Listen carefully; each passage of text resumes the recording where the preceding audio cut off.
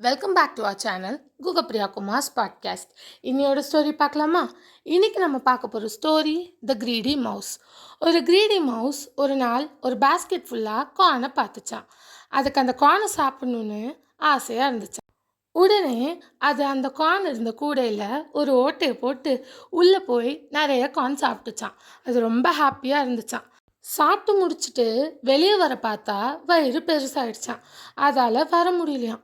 இன்னொரு முறை வெளியே வர பார்த்தும் முடியலையாம். கூடைக்குள்ளே போய் அழ ஆரம்பிச்சிருச்சான்.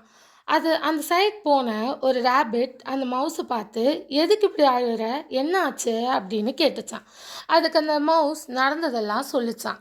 அந்த ரேபிட் சிரிச்சுட்டு, நிறைய சாப்பிட்டல, அனுபவி அப்படின்னு சொல்லிட்டு போயிடுச்சான். நைட்டெல்லாம் அந்த மவுஸ் அந்த கூடைக்குள்ளேயே இருந்துச்சான். சரி, காலையில் வயிறு சின்னதானதும் நம்ம வெளியில் போயிடலாம் அப்படின்னு நினச்சிதான்.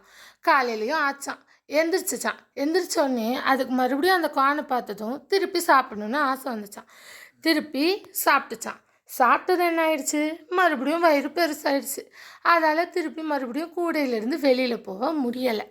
அது உடனே என்ன நினச்சிதான், சரி ஓகே நாளைக்கு போகலாம் அப்படின்னு நினச்சிட்டு திருப்பி கூடைக்குள்ளேயே போய் உக்காந்துக்குச்சான். அப்போது அந்த பக்கமாக ஒரு கேட் கிராஸ் பண்ணிச்சான்.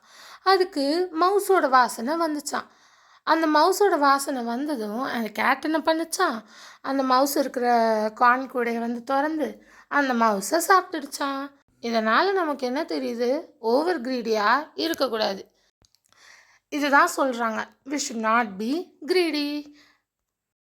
தேங்க்ஸ் ஃபார் வாட்சிங். லைக் ஷேர் சப்ஸ்கிரைப்லாம் பண்ணிக்கோங்க. இன்னொரு வீடியோவில் கண்டிப்பாக மீட் பண்ணலாம். Bye guys.